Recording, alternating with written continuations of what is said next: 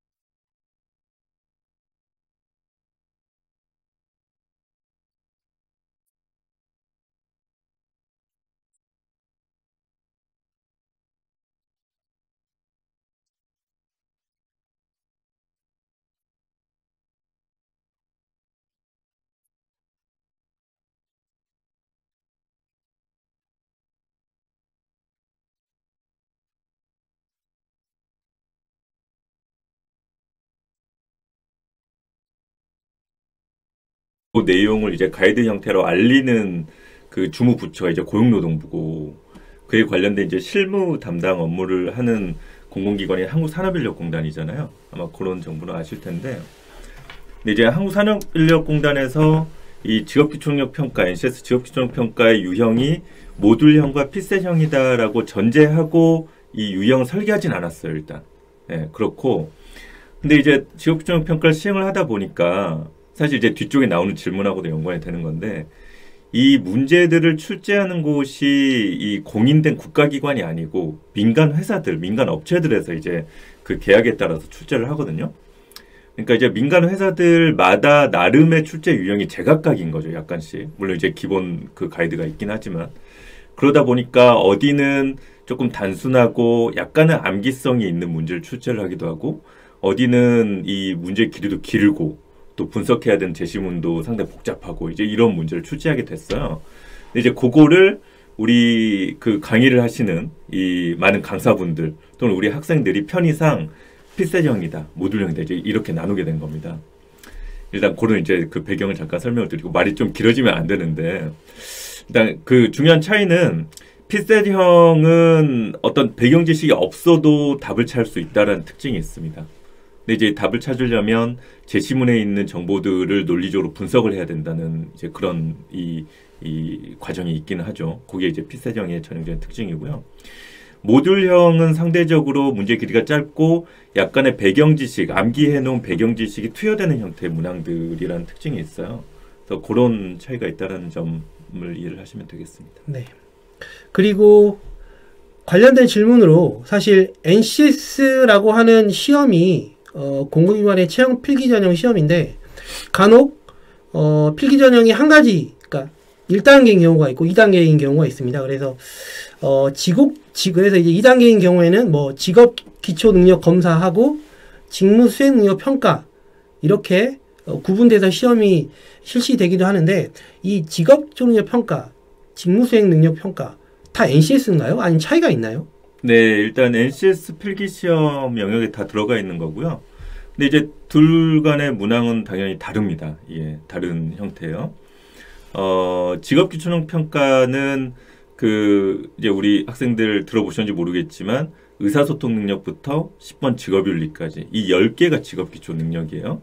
이에 관련된 이제 문항들이 출제되는 거. 이게 이제 직업기초 평가고요. 직무수행 능력 평가는 이 말 그대로 직무수행 능력을 평가하기 위한 시험인데 직무수행 능력은 이 전공 영역이라고 생각하시면 됩니다. 내가 지원하고자 하는 이 직무 분야에서 특별하게 요구가 되는 어떤 배경 지식이나 어떤 전문 지식들 이걸 평가하는 시험이어서 과거에 공공기관이 시행했던 일종의 전공시험하고 유사한 게 직무수행력 평가다. 그렇게 얘기를 하시면 되겠습니다. 네. 음성이 조금 겹쳐서 들린다는 얘기가 있었는데, 그래요? 예, 네. 해결을 했는데, 조금 이제 늦게, 이게 이제 버퍼링 때문에 오다 네. 보니까 제가 잠깐 확인해 봤고요. 사실 NCS 시험이 이렇다 저렇다라고 하는 이야기들이 굉장히 많아요. 뭐, 대표적인 오해가 NCS 시험 잘 푸는 사람이 따로 있다. 라는 네. 속설이 있는데, 네. 그 실제로 문제를 개발하시고 출제하시는 대표님 입장에서는 이 부분에 대해서 어떻게 생각하시는지 의견이 좀 궁금합니다. 네, 이 NCS 직업기초능 평가, 즉 이제 줄여서 우리가 보통 NCS 시험이라고 하는데 NCS 시험이 아까 이제 말씀드렸듯이 이제 피셋형이 있다라고 말씀드렸잖아요. 근데 이제 피셋형의 출제 빈도가 상당히 높은데 이게 이제 관건은 제시문에 나와 있는 정보를 얼마나 빠르고 정확하게 분석을 해내느냐 이게 관건입니다.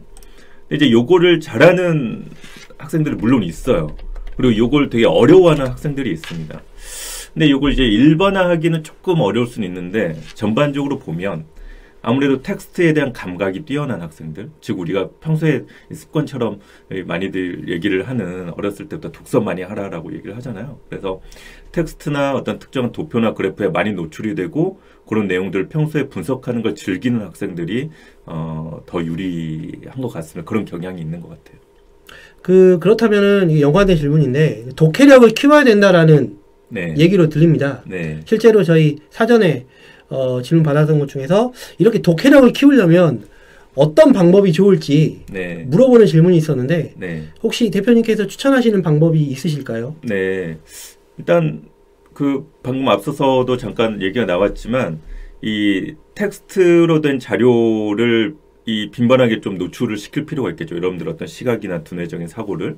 예. 그러니까 이제 쉽게 말씀드린 책을 많이 읽는 게 좋겠다. 이제 이런 얘기인데 이제 책을 그냥 뭐 아무런 어떤 목적성이 없이 읽는 것보다는 단락별로 어떤 주제들을 분석을 해보는 연습, 그리고 뭐 이 도서가 아니라고 하더라도 뭐 신문 기사가 될 수도 있고 짧은 형태의 칼럼이 될 수도 있는데 그런 어떤 주제나 정보가 명확하고 정확한 글들을 평소에 습관화해서 읽는 그런 연습을 해보시는 게 좋겠습니다.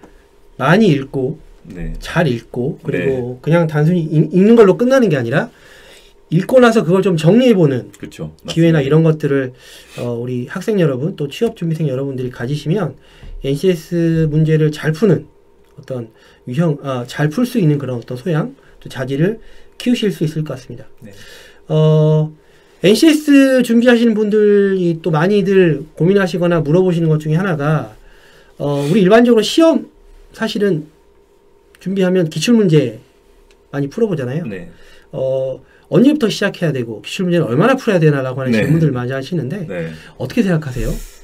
네, 사실 이게 저희 이제 질문지를 먼저 저희 선생님 양준 선생님께서 보내주셨을 때 어떻게 보면 가장 뭔가 이 생각이 다른 질문일 것 같아요. 그러니까 지원하는 학생들마다 나름의 각자의 스타일들이 다 있어서 이게 하나의 어떤 정답이 있기 어려운 질문 중에 하나인 것 같은데 일단 원칙은 이 NCS 직업기초능 평가가 어쨌든 제시문의 분석이라고 하는 문항에 대한 어떤 사고 과정, 이게 핵심이라고 할 때 이 사고 과정을 반복적으로 연습해 보는 게 되게 중요하거든요.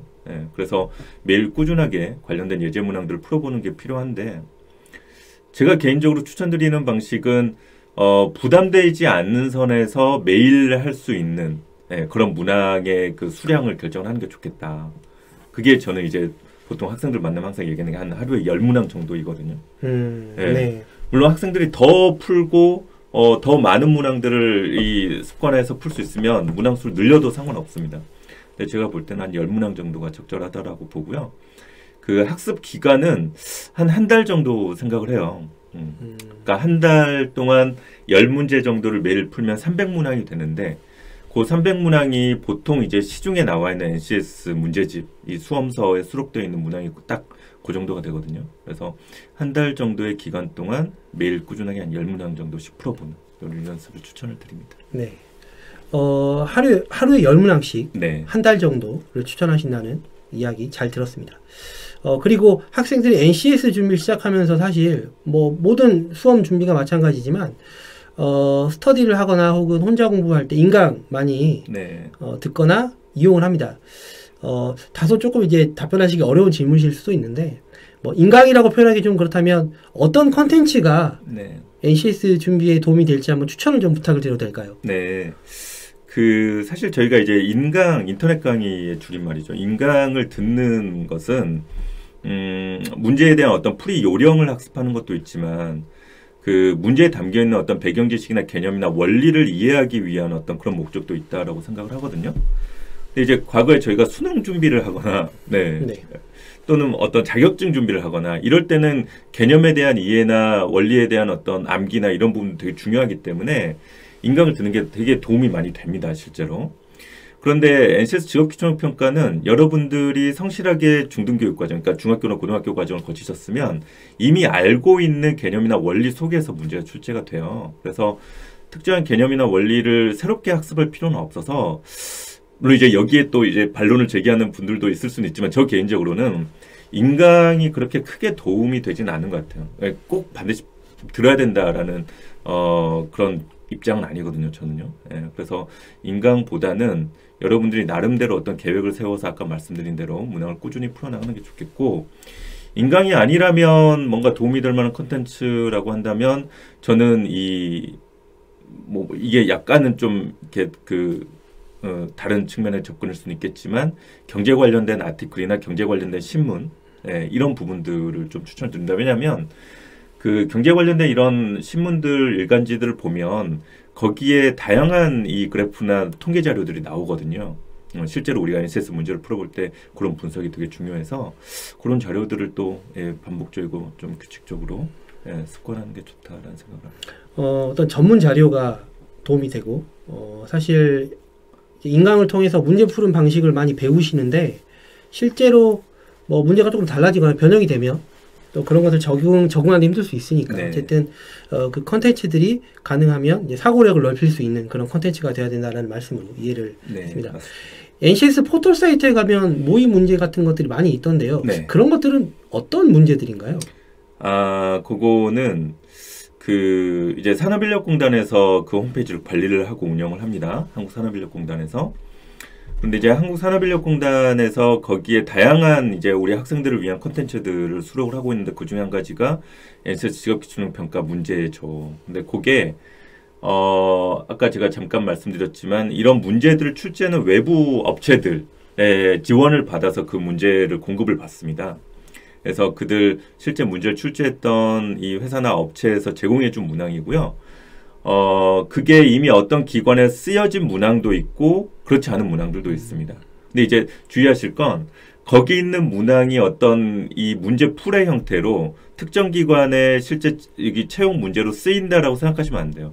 예, 그거는 절대 그런 일은 있을 수가 없습니다. 왜냐하면 그 채용을 진행하는 기관에서 이미 노출이 되어 있는 문항을 가지고 채용에 대한 어떤 수단으로 쓰지는 않거든요. 예, 그래서 어떤 유형을 파악을 한다라든가 또는 전반적인 NCS 직업기초평가 난이도를 확인하는 목적으로 학습을 하는 것은 뭐 도움이 되겠지만 거기 나와 있는 문항들이 반드시 어떤 식으로든 실제 시험장에서 나온다.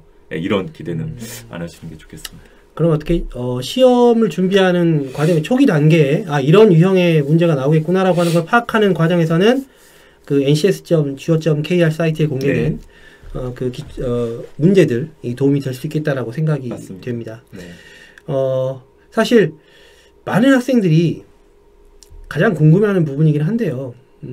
NCS 문제, 특히 그 NCS가 11가지 하위 영역으로 나누어지는데 이 중에서 일부만 보통 필기 전형에서는 시험 문제로 출제가 되거든요. 네. 그러면 어떤 영역의 문제가 가장 많이 출제되는지 또 그 영역들을 어떻게 공부하면 좋을지 뭐 이런 부분들에 대해서 상당히 정보라든가 도움을 많이 필요로 하는데 대표님께서는 어떻게 생각하시는지 좀 듣고 싶네요. 네. 일단 총 10가지죠. 10가지. 의사소통 능력 1번부터 10번 직업윤리까지 총 10가지인데 이게 실제로 NCS 직업균형평가 시행이 된 게 2015년부터거든요. 그리고 작년까지 하게 되면 이제 횟수로 7년 동안 시행이 됐는데 실제로 그동안 이 주요 공공기관에 출제가 됐던 영역들을 이 선택 비율, 선택 비율, 영역별 선택 비율을 조사한 자료가 있는데요. 거기를 보면 의사소통, 그다음에 수리, 문제 해결 이 세 가지 능력 요소가 가장 높게 나타나고 있습니다. 출제 빈도를 보면 문제 해결 능력이 약 90% 이상을 상회하고 있고요. 네. 그리고 의사소통 능력과 수리 능력이 약 80% 중반 정도를 보이고 있거든요. 그리고 나머지 영역들은 약간 편차가 있지만 보통 50% 이하 미만입니다. 네. 그래서 가장 그 반영 비율이 높은 것은 우리가 보통 이제 줄여서 의수문이라고 얘기를 하는데 의사소통, 수리, 문제 해결. 그래서 요 세 가지가 주요 영역이라고 보시면 되겠습니다. 그러면 각각의 영역별로 뭐 아주 자세하게는 아니더라도 좀 초기에, 그러니까 지금 현재 NCS 준비 시작하는 분들이 각각의 세 가지 영역을 어떻게 준비하기 좋은지 초기 도입 단계에서 정보를 좀 부탁드리겠습니다. 맞습니다. 그 질문도 하셨는데 제가 그 답변을 못 들었네요.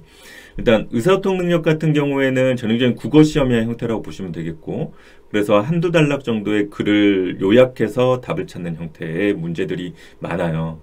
실제로 우리가 국어 시험 보면 그런 형태 많기 때문에, 그래서 앞서 말씀드렸던 것처럼 텍스트를 친숙하게 좀 접하는 그런 습관을 들이면 좋겠고요. 수리 능력 같은 경우에는 수학 시험입니다. 근데 우리가 이제 중학교 과정에서 배웠던 어떤 기본적인 개념이나 수학적 원리들, 그걸 활용해서 나오기 때문에, 예를 들면 뭐 방정식 또는 뭐 집합, 도형 이런 개념들 있잖아요. 그런 개념들 다시 한번 정리를 해보시고 관련된 문제를 학습을 하시면 좋겠고요. 문제 해결 능력 같은 경우는 이제 추론이나 사고력에 관한 부분인데, 그래서 기본적인 팩트를 1차적으로 접근을 하는 게 아니라 거기에서 어떤 유추를 통해 가지고 또는 추론을 통해서 결론을 이끌어내는 이런 사고 과정들을 연습을 해보시는 게 좋겠습니다. 네. 그리고 실제적인 질문이 있었습니다. 이제 공무원 시험 준비하다가 공공기관까지 또는 공공기관으로 취업처를 돌리기 위해서 이 NCS 준비를 시작을 해야 되는데 어떻게 시작하는 게 좋을까라는 질문이었는데요. 사실 이거는 뭐 앞서서 말씀해 주신 것들이 다 도움이 되겠지만 공무원 시험을 준비했다는 본인의 어떤 과거 경험을 비춰봤을 때 좀 활용할 수 있는 거라든가 뭐 그런 것들에 대한 질문이지 않을까 싶은데 혹시 이 부분에 대해서 어떻게 생각하시는지. 네. 일단 공무원 시험의 필기 시험하고 그러니까 공무원 시험하고요. 그리고 NCS 직업기초평가하고 중첩되는 부분도 있고 완전히 다른 영역도 있습니다. 예를 들면 공무원 시험 준비하실 때 7급 이상인 경우에는 피셋 시험을 실제로 보죠. 공무원 적성검사라고 해서 피셋 시험을 보는데 그 피셋 시험의 유형이 NCS 직업기초평가의 피셋 유형하고 거의 비슷하거든요. 근데 난이도는 상대적으로 좀 낮아요. 피셋보다 공무원 시험의 피셋보다는 NCS 직업기초평가가. 근데 유형이 상당히 비슷하기 때문에 그런 점에서 유사성이 있을 수가 있겠고, 근데 나는 피셋 시험을 준비하지 않았고 일반 뭐 행정이니 법이니 또는 경영학이니 이런 전공 시험 위주로 해서 공무원 시험을 준비를 하셨다 그러면 좀 새롭게 준비를 하셔야 됩니다. 말씀드린 것처럼 전공 시험의 경우에는 암기의 형태를 많이 요구를 하기 때문에 그런 이제 능력들이 요구가 되는 거고, 근데 NCS 직업기초평가는 암기의 영역과는 거리가 멀다라고 말씀드렸잖아요. 그래서 다시 한번 프레임을 짜서 패러다임 전환을 하셔야 돼요. 소위 말해서. 그래서 그런 관점을 가지고 준비를 하시는 게 좋겠습니다. 이제 대표님께서도 NCS 문제를 출제하시고 개발하시는 입장이실 텐데요. 정말 학생들이 궁금해하는 게 이 문제 도대체 어떻게 나오는 거냐? 어디서 만드는 거냐? 누가 만드는 거냐? 이런 것들 궁금해하는데 뭐 영업 비밀이 아니라면 공개하실 수 있는 부분까지만 공개를 부탁드리겠습니다. 알겠습니다. 제가 이제 NCS 직업기초 출제와 관련해서 이제 비교를 많이 하는 게 수능 시험이거든요.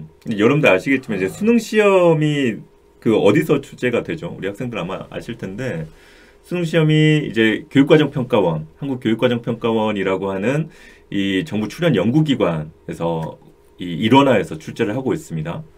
그러니까 94년도부터 수능 시험이 시작이 됐으니까 거의 만 한 30년 이상이 지났죠. 약 30여 년 동안 교육과정 평가원에서만 담당해서 출제를 하는데 NCS 시험은 그렇지 않아요. NCS 시험은 어떤 특정 국가기관에서 전담해서 출제하지 않고 이 각 공공기관들과 개별적인 계약 관계를 맺고 있는 민간 업체들에서 출제를 합니다.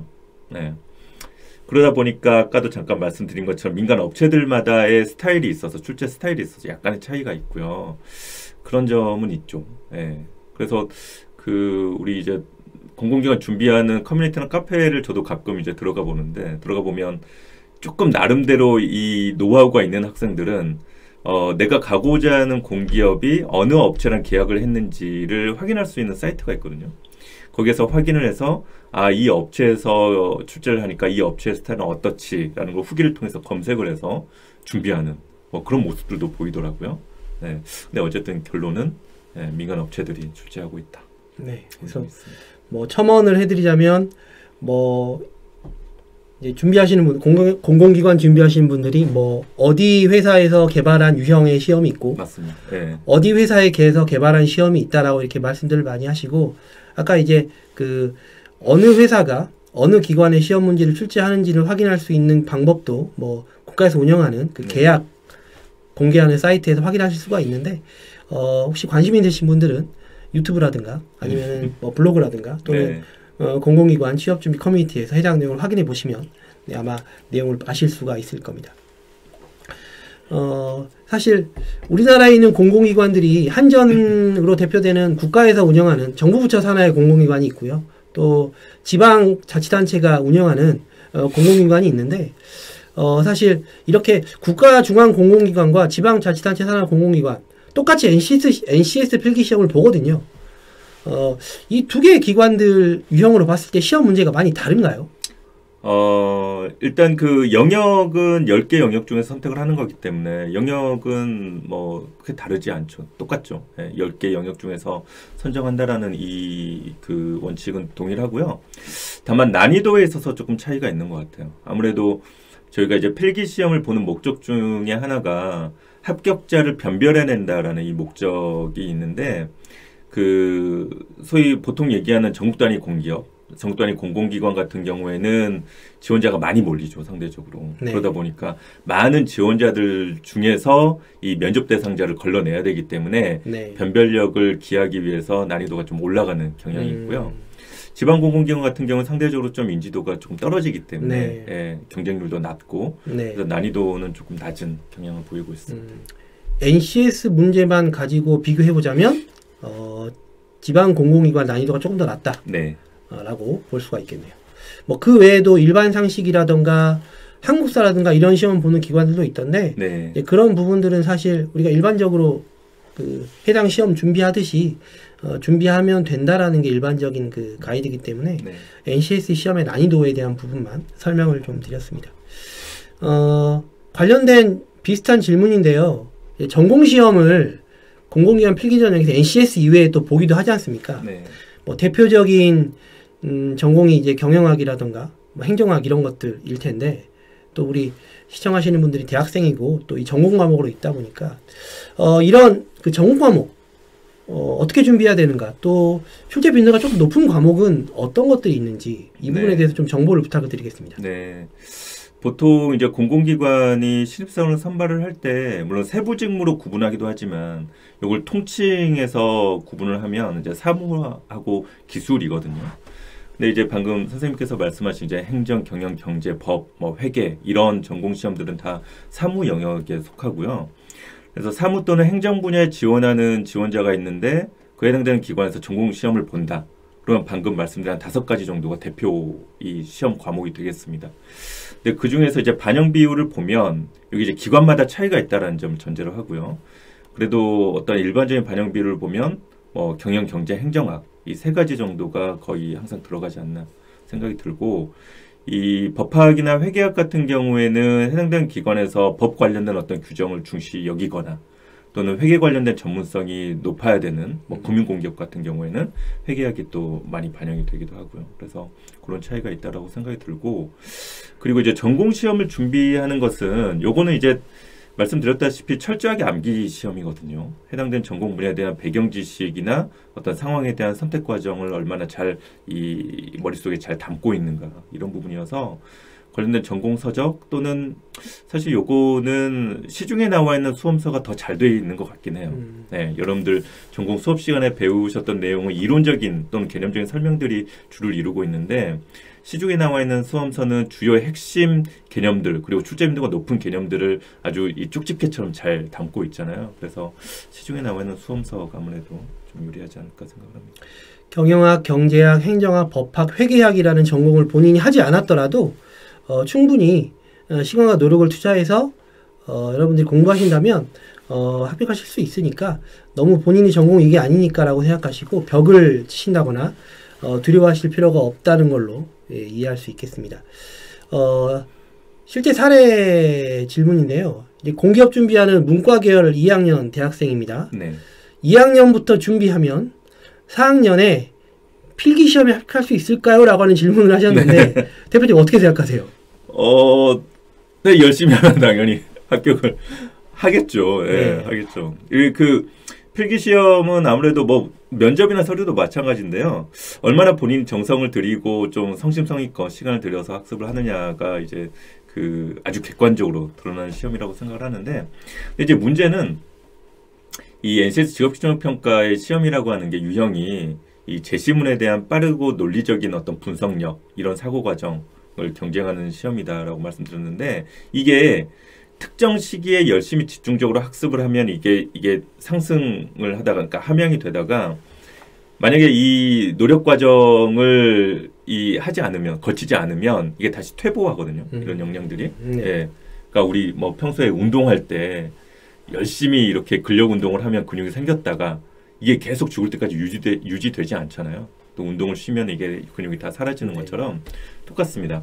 근데 이제 문제는 지금 현재 2학년이에요. 4학년 때 이제 이 지원서를 접수를 할 텐데 지금부터 그때까지 한 2년 동안 열심히 꾸준하게 문제를 풀어보는 연습을 하게 되면 상당한 정도로 그 사고 과정이 함양이 되겠지만 문제는 2학년 때 한두 달 정도 하다가 쉬었다가 4학년 가서 취업 준비를 한다. 그러면은 이제 이미 사라진 상태에서 취업 준비를 하는 거기 때문에 그거는 이제 의미가 없는 게 되겠죠. 그래서 저는 이제 개인적으로 추천드리는 게 지금은 2학년이시라면 NCS 직업기초평가 이런 유형이구나 정도로 그냥 탐색하는 정도로만 확인을 하시고 본격적인 예제 학습이라든가 이런 부분은 4학년 때 가서 약 한 달에서 두 달 정도 시기를 가지고 딱 그 적시에 준비를 하셨으면 좋겠습니다.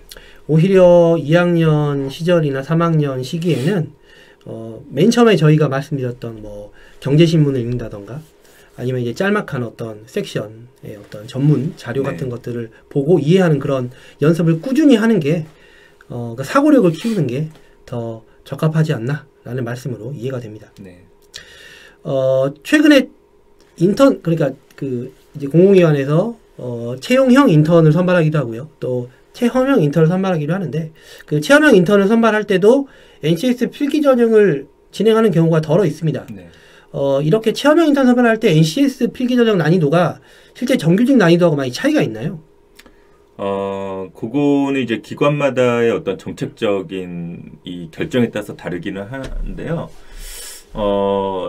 보통의 경향성은 그렇죠. 아무래도 체험형 인턴의 경우에는 이제 인턴 기회만 주는 거고 이 채용에 대한 어떤 확정성을 부여하는 건 아니기 때문에 그래서 상대적으로 정규직 채용보다는 난이도가 낮은 경우가 일반적이고요. 근데 이제 또 일부 기관의 경우에는 체험형 인턴의 경우에도 경쟁률이 상당히 높아서 그들을 걸러내기 위해서 난이도를 상향 조정하는 경우도 있습니다. 근데 일반적인 어떤 이 정책적인 경향은 상대적으로 난이도가 낮다라고 보시면 되겠습니다. 네. 실제 문제를 풀고 지금 고민하시는 분들이 이 질문에 대해서 많이 정보를 얻으실 것 같습니다. 문제를 풀다가 실제 시험 장소에서 모르는 문제는 그냥 넘어가는 게 나을지 아니면 그래도 어떻게든 노력해서 답을 찾아내려고 하는 게 나을지 그리고 혹시 오답을 쓰면 감점 같은 게 있는지 이런 그 시험의 어떤 메커니즘 관련된 부분에 대한 질문인데 답변 좀 부탁드리겠습니다. 사실 제가 답변 드리기 이제 가장 좀 일종의 껄끄럽다라고 생각하는 질문 두 개 중에 하나인데요. 하나가 이제 아까 인강에 관련된 질문이었고, 두 번째인데, 이것은 사실은 실제 그 시험을 이 문제를 출제하고 전반적인 문제 이 시험의 구조를 설계하는 과정에서는 이 오답에 대한 감점 룰이라는 것을 항상 적용을 시킵니다. 예, 그러니까 저희가 보통 채점을 할 때 정답에 대해서는 플러스 채점을 하는 게 당연하고요. 근데 틀린 문제에 대해서는 마이너스 채점을 하는 시험은 사실 많지 않잖아요. 그렇죠? 예, 각 0점으로 되지. 그런데 NCS 직업기초평가 같은 경우에는 틀린 문제에 대해서 감점 룰, 마이너스 채점을 하는 이 룰을 적용을 하는 사례가 실제로 많거든요.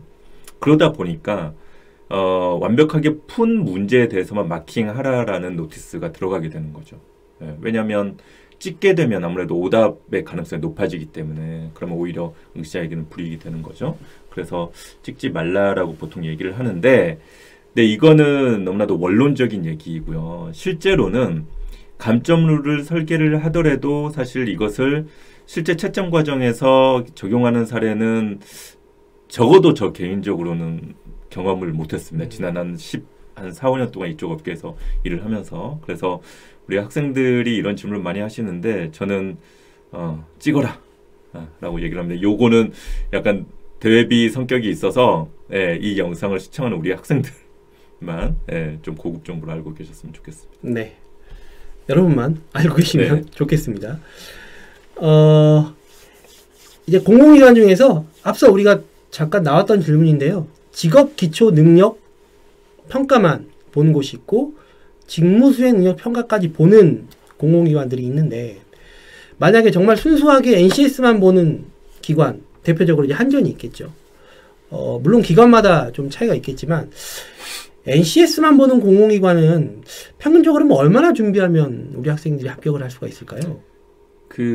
이제 요거는 출발 지점에 따라서 다르겠죠. 그게 다 개인차가 있으니까. 그러니까 출발 지점이라고 하는 것은 아까 잠깐 들었던 것처럼 평소에 어린 시절부터 내가 텍스트나 어떤 도식화된 자료나 여기에 얼마나 많이 노출되어 있었는가, 그런 내용들을 얼마나 분석하는 습관을 들였는가에 따라서 출발 지점이 많이 앞당겨져 있는 학생이 있을 수도 있고 또는 상당히 좀 먼 거리를 뛰어가야 되는 그런 학생이 있을 수도 있는데 보통은 아까 이제 추천드렸던 10문항씩 한 달이라고 하는 300문항, 그러니까 한 달 정도의 시간이 저는 최소 수준이라고 봐요. 물론 뭐 한 일주일 정도만 뭐 학습을 해서 종교를 얻는 학생도 있겠지만 그런 학생 정말 뛰어난 학생들일 거고 최소 한 달 정도의 학습 기간이 필요하다라고 보고 이제 본인이 좀 평소에 이 함양되어 있는 능력이 많이 좀 부족하다 그러면 한 2달에서 3달 정도 그렇게 학습을 하시는 것을 추천을 드립니다. 네. 개인차가 있기 때문에 단언할 수는 없습니다. 그래서 대표님 말씀하신 것에 대해서는 여러분들의 상황이라든가 뭐 스타일 그리고 이제 뭐 이런 것들 다 종합적으로 고려해 보셔야겠죠. 이것도 질문 답변하기 조금 힘들 수도 있는데 출제를 하시는 입장에서 사실 채용을 설계하다 보면 뭐 커트라인 같은 것도 제시를 하실 수도 있고 또 커트라인의 기준도 제시하실 수 있을 것 같은데 이 필기전형 커트라인은 절대적인가요? 상대적인가요? 어떻게 정해지나요? 필기전형의 커트라인은 100% 상대적인 겁니다. 저희가 보통 이제 절대적이다라고 하게 되면 뭐 예를 들어서 커트라인 70점을 설정을 해놓고 70점이 넘으면 무조건 합격, 70점 못 미치면 무조건 불합격. 이게 이제 절대적인 절대평가의 기준이 되는데 이렇게 시행이 되는 기관은 한 곳도 없습니다. 왜냐하면 이 기관의 채용 전형이 각 전형 절차별로의 이 배수, 그러니까 최종 합격자 대비 몇 배수로 각 전형 절차별로 운영을 하는가 요거에 따라서 진행이 되기 때문에 보통 이제 1차 면접 전형의 배수가 한 5배수 정도 되죠. 좋은 경우는 한 3배수까지도 되고. 그래서 필기 시험의 합격자를 5배수로 걸러야 된다 그러면은 그거에 따라서 이 커트라인이 왔다 갔다 하는 겁니다. 상대적으로 결정이 되는 겁니다. 그래서 100% 상대적인 것이고요. 그래서 해당되는 응시자 집단 중에서 내가 몇 등 안에 들어야 되는가 이게 중요하지. 커트라인의 점수가 중요하진 않습니다. 근데 그럼에도 불구하고 통상 그래도 합격권이 되려면 몇 점 정도는 맞아야 되느냐 이제 이런 이 통계 자료가 있기는 하거든요. 그걸 보면 이제 보통 좀 경쟁률이 세고 메이저 공기업이다. 그러면 적어도 한 70, 한 5점 이상은 받아야지 좀 합격권에 든다라는 이 통계 지표가 있고요.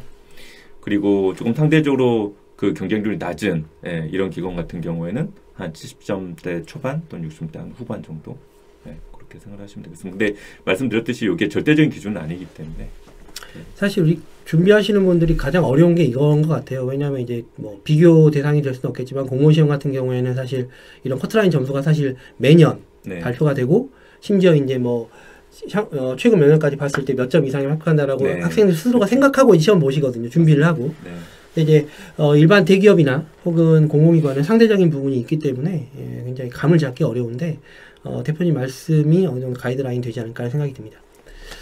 최근에는 그 금융기관 그러니까 지방에 소재하고 있는 은행이나 뭐 새마을금고 같은 곳들 또 NCS를 보고 있습니다. 이게 일반적인 공공기관 문제하고 좀 다른가요? 네, 일단 그 금융기관이 사실 이제 금융공기업을 제외하고 금융공공기관을 제외하고 민간 영역에 속해 있는 금융기관 뭐 은행권이나 방금 말씀하신 뭐 이 저축은행이나 또는 새마을금고나 이런 제2 또는 제3 금융권에서 왜 NCS 시험을 보는지 그것부터 잠깐 설명을 드리면 사실 우리가 그 금융 영역에 금융기관 영역에 속해 있는 이 기관들이 공식적으로는 민간 부문이긴 하지만 금융이라고 하는 이 사업적인 영역이 상당히 공익적인 성격을 갖고 있죠, 실제로. 그러다 보니까 이제 공공기관의 어떤 채용 전형을 일부 좀 흡수를 해서 수용을 해서 진행을 하고 있는 것이고요. 대표적인 것이 방금 말씀하신 몇 개 금융기관도 있고 뭐 시중은행, 메이저 은행 중에서 하나은행도 보고 있고 농협중앙회나 농협은행도 실제로 NCS 시험을 시행하고 있습니다. 차이가 있다면 이들 금융기관 같은 경우에는 이 금융적 특색을 갖고 있는 소재들을 많이 출제를 합니다. 그러니까 일반적으로 각 공공기관들이 각 그 자사만의 어떤 사업적인 특성을 문제 속에 녹여내는 어떤 요구를 많이 하기도 하는데 그런 요구가 금융기관은 훨씬 강한 것 같습니다. 그래서 문제에서 나오는 어떤 지표나 통계자료나 이런 것들도 금융 관련된 지표들이 많이 나오고요. 그런 부분도 좀 고려를 해서 준비하시면 좋겠습니다. 그러면 그 예를 들어서 내가 농협을 준비한다라고 하는데 꼭 농협 문제만 풀 필요는 없고 다른 금융 공공기관 문제를 풀더라도 도움이 맞습니다. 되겠네요. 어차피 업종이 동일하니까. 이제 마지막 질문인데요. 사실은 답변하기 가장 까다로우실 수도 있고요. 하지만 우리 NCS를 이제 처음 준비하거나 공부를 하려고 시작하시는 분들한테는 정말 어떻게 보면 한 줄기 빛과 같은 이야기가 될 수도 있습니다. NCS를 공부해도 성적이 막 급속도로 빨리 오르지 않는다고 하는데 평균적으로 얼마나 공부하면 오르는 게 느껴질까요? 이게 사실 이제 개인차가 있겠지만 경험적으로 보셨을 때 어떠신지? 일단 이게 아무리 공부를 해도 나아지지 않아요라는 이 감정은 그 학생의 학습법이 잘못됐기 때문에 또는 게을러서 이 심혈을 기울이지 않았기 때문에 이거는 절대 원인이 아니다라고 생각을 해요. 왜냐하면 저희가 보통 이제 이 NCS 직업기준평가 문제를 풀기 위한 사고 과정을 함양시키는 게 중요하다라고 말씀드렸는데 이 사고 과정이라고 하는 것이 이 노력의 시간에 정비례해서 이게 발전이 되지가 않거든요, 절대. 저는 이제 계단 형태다라고 항상 설명을 드리는데요. 그러니까 정체 구간이 항상 있습니다. 뭐 3일을 하든 일주일을 하든 나아지지 않는 기간이 항상 있거든요. 그런 기간들이 있다 보니까 해도 안 되네라는 생각을 할 수밖에 없는 것이고, 근데 이제 그러다 보면은 이거 뭔가 내 학습법 잘못됐나 이런 이제 고민에 빠져들고 그러다 이제 포기를 하게 되죠. 이런 상황이 됐는데, 근데 항상 이제 계단 형태라고 하는 것은 어쨌든 경향성 자체는 우상향의 이 경향을 보이는 것이거든요. 정체 구간이 있긴 하지만. 그래서 그 구간들을 좀 인내심을 가지고 학습을 하시면 좋겠다는 말씀 우선 드리고, 그러면 그게 어느 정도의 기간을 들여야지 이게 자꾸 발전되는 어떤 이 것들을 경험을 할 수가 있느냐라는 부분은 철저하게 이건 개인차가 있다라고 생각이 들고요. 그래도 보통 한 일주일 정도의 학습을 하게 되면 뭐 이 격차의 차이는 있겠지만 이 발전의 정도를 경험을 하실 수 있지 않을까 생각을 합니다. 그리고 이제 아까 제가 한 달 기간, 최소 한 달 정도의 학습을 추천드렸는데, 한 달이라고 하게 되면 일주일씩에서 이제 4번의 그 어떤 이 발전의 경험을 하지 않을까 그렇게 생각을 합니다. 네.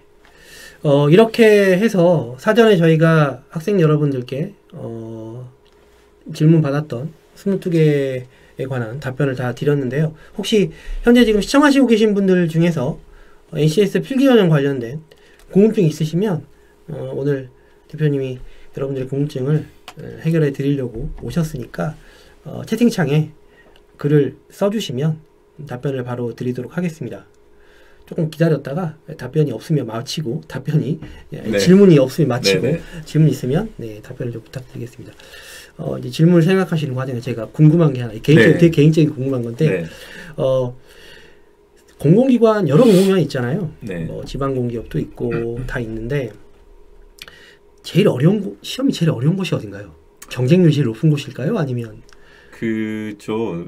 아마 우리 학생들은 아마 좀 이렇게 일종의 풍문처럼 들어보신 적도 있을 텐데 보통 이제 몇 개 기관을 꼽죠. 그 중에 한 곳이 이제 현재 지금 전남대 근처 나주혁신도시에 이전해 와 있는 한국전력공사, 그리고 코레일, 한수원, 인천국제공항공사 뭐 이런 기관들을 주로 들죠. 그리고 그 기관들을 주로 이 담당해서 채용 대행 업무를 수행하는 이제 업체들이 있는데 그 업체들이 거의 변하지가 않아요. 이 방금 제가 언급해드린 이 공공기관들은 한 2개에서 3개 정도의 업체가 거의 이제 돌아가면서 계약을 맺거든요.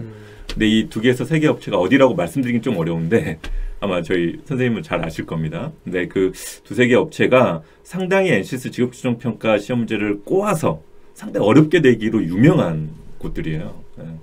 그렇게 이제 보통 알려져 있죠. 그리고 그렇다고 하면 그러니까 예를 들어서 이제 출제를 하는 기관이 바뀐다고 말씀하셨는데 어쨌든 기관이 바뀌어 문제 유형이 많이 달라지는 거 아니냐라고 사실 생각할 수도 있는데 방금 말씀하신 거 들어보면 좀 문제의 품질이나 난이도나 이런 걸 좀 일정하게 유지하려고 노력을 하는 그런 것도 있나 봅니다. 네, 그러니까 보통 이제 메이저 공기업이나 공공기관의 이제 인지도가 높을수록 뭔가 이제 시험 문제에 대한 인사 담당자분들의 만족도라는 게 있거든요, 분명히. 올해 어느 A라는 업체에서 문제를 받았는데 상당히 문제 품질이 좋았다. 또 오류가 적었다. 그러면 그거를 일종의 이 전형 프로토타입으로 삼아가지고 다음번에 계약한 업체에게도 이런 형태로 출제를 해주세요. 뭐 이런 일종의 가이드를 주죠. 그렇군요. 질문이 없는 것 같아서 여기서 마무리를 하도록 하겠습니다. 사실 오늘 이 김수호 대표님은 1대1 컨설팅 때문에 전남대 오셨다가 오늘 이 라이브를 이제 참여를 해주시게 됐고요. 인문대나 사회대, 경영대, 공대, 생활직업탐색 교과목에서 이제 공공기관 필기전형이나 공공기관 취업 준비를 주제로 강의를 계속 11월 달에도 해주실 예정입니다. 그래서 혹시 여러분들이 대표님께 공공기관 관련된 뭐 강의나 이런 거 듣고 싶으시다면 해당 과목을 한번 청강해 보시거나 참여해 보시기를 부탁드리고요. 또 이제 다음 달에 또 저희가 1대1 컨설팅 또 진행을 할 겁니다. 대면이나 비대면으로. 그때 또 여러분들이 신청하셔서 참여하시면 대표님께 면접이나 자기소개도 관련된 도움도 받으실 수 있으니까 대표님 참여하시는 컨설팅이나 강의 많은 참여 부탁드리겠습니다. 오늘 여기 귀한 시간 내주셔서 감사드리고요. 감사합니다. 마지막으로 우리 공공기관 준비하는 학생들한테 힘내라고 한마디 부탁드리겠습니다. 네. 저희 양준선 선생님께서 아주 좋은 질문들, 우리 학생들 정말 궁금해할 만한 질문들 잘 이렇게 뽑아 주셔가지고 몇 가지 좀 답변을 드렸습니다. 사실 이제 제가 우리 학생들을 만나는 시간이 되면 항상 이제 말씀드린 내용 중에 하나가 아까도 이제 말씀드렸지만 직업기초능평가를 준비하기 위한 과정이 무슨 요술방망이처럼 단기간에 몇 시간 만에 뿅 하고 이렇게 능력이 함양이 되는 그런 방법은 없다라고 생각을 하거든요. 조금은 우직해 보일 수도 있고 조금 귀찮아 보일 수도 있고 그럴 수도 있지만 인내심을 가지고 한 걸음 한 걸음 정진해 나가다 보면 이제 필기 시험에 대한 어떤 능력도 함양이 될 거고 전반적인 채용의 준비 또한 마찬가지라고 생각을 합니다. 험난하고 하기 싫고 귀찮고 너무나도 힘든 과정이지만 하나씩 본인의 어떤 습관화 또는 루틴에 따라서 준비를 해 나가다 보면 꼭 좋은 결과가 있을 거다 라는 말씀을 드립니다. 네, 감사합니다. 우직하고 정직하고 또 바르게 준비하는 부분이 합격의 가장 지름길이라는 대표님 얘기를 우리 시청하시는 분들이 아마 다들 귀담아 들었지 않았을까 생각이 듭니다. 오늘 라이브 방송 끝까지 시청해주신 여러분께 감사드리고요. 여러분 공공기관 취업 준비 지금 시작 단계시다라고 하더라도 두려워하지 마시고 꼭 꾸준히 준비하셔서 좋은 결과 있기를 바라마지 않겠습니다. 여기서 인사드리겠습니다. 오늘 시청해주셔서 감사합니다. 감사합니다.